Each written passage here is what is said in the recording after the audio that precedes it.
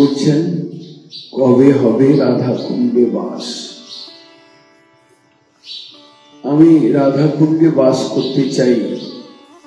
আমি সাধু মুখে লোকমুখে শুনেছি রাধা কুণ্ডে রাধা গোবিন্দের লীলা বিলাস হয়।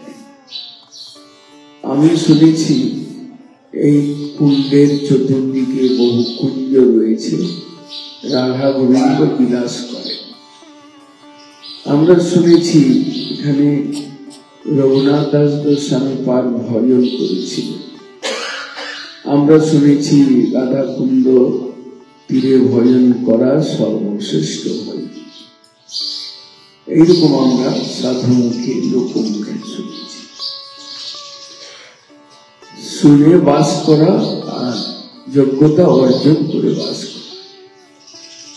কবে হবে রাধা কুণ্ডে বাস, তার মানে এখানে কিছু যোগ্যতার প্রয়োজন রয়েছে। তার জন্য হৃদয় থেকে উদ্গার মহাজনের কবে হবে, কবে সেই দিনটা আসবে, কবে আমি যোগ্যতা লাভ করব, কবে আমার ঘর বাড়ি পুত্র পরিবার এগুলোর থেকে যে অ্যাটাচমেন্ট, এগুলোর সঙ্গে যে আমাদের টান আসক্তি প্রেম, এগুলো কবে ছিন্ন হবে, কবে আমি গুরুবর্গের কৃপায় কুণ্ড তীরে বাস করব।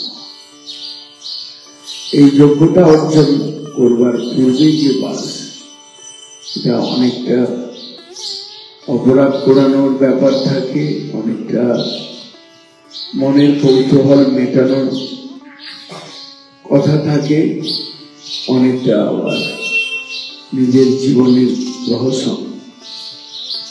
বলে মনে হয়। রাধা কুণ্ডে তীরে ভজন সর্বশ্রেষ্ঠ ভজন। শিরোর গোস্বামী পাদ তিনি তার উপদেশামৃতের শেষ পর্যায়ে বলেছেন, রাধা কুণ্ডম ইয়াতি গোকুলপতে প্রেমামৃত প্লাব।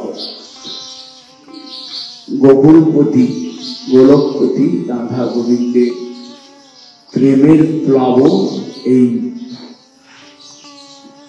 রাধা কুণ্ডের চতুর্দিকে অবস্থিত সখীগণের কুঞ্জে কুঞ্জে প্রেমের প্লাবন হয়েছে।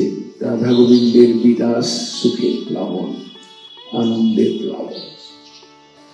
সেই স্থানে প্রবেশ করতে গেলে, সেই লীলায় প্রবেশ করতে গেলে বহু জন্মের অপেক্ষা প্রয়োজন রয়েছে, যোগ্যতার প্রয়োজন রয়েছে, ভজনের চরম স্থানে পৌঁছানোর প্রয়োজন রয়েছে। কিন্তু জিনিসটা কঠিন, এটা সত্য। জিনিসটাকে হালকা ভাবে নেওয়াটা যায়, এটাও সত্য। কিন্তু আমাদের গুরুবর্গ আমাদের সেই পথে হাঁটাবার জন্য, সেই দিকে নিয়ে যাওয়ার জন্য একটা স্থান দিয়েছেন।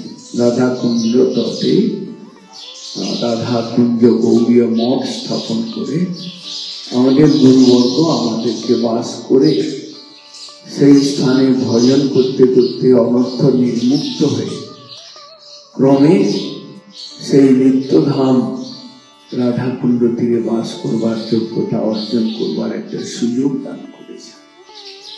সেই সুযোগটা আমরা কাজে লাগাতে পারি, সেই সুযোগটা হারিয়ে না ফেলি, বসে শুয়ে জড়বৎ বিচরণ করে আমরা আমাদের মনতুষ্টি, আমাদের দেহতুষ্টি বিধানে আমরা মেতে না যেতে পারি, না যাই। তার জন্য আমাদের গুরুবর্গ যে ব্যবস্থা করেছেন তাদের চরণেই আমাদের শরণাগত হতে হবে, তাদের কৃপা ভিক্ষা করতে হবে। তাদের কৃপা ভিক্ষা করে কয়েকটা দিন আমরা ভজন নিয়ে, সেবা নিয়ে, হরিচর্চা নিয়ে আমরা কাল কাটাবো। এটা প্রত্যেকের মনের মধ্যে একটু প্রবেশ করা দরকার। যারা এসেছেন বৃন্দাবন থেকে তারা তো বটেই, যারা এখানে পূর্বের থেকে আছেন, জড়বোধ বিচরণ করে নিজেদের জীবনকে, নিজেদের বিপদকে ডেকে আনবেন না। এই স্থান সেই স্থান নয় যেখানে শুয়ে বসে খেয়ে কাল কাটাবার, একটা মনের তুষ্টি বিধান করবার, মনের খোরাক পূরণ করবার, এ সেই স্থান নয়। আত্মার চরম খাদ্য কৃষ্ণ প্রেমের আনন্দ, সেই আনন্দের দিকে এগোবার ইচ্ছা নিয়ে, অভিলাষ নিয়ে বাস করুন, আমার সকলের কাছে প্রার্থনা।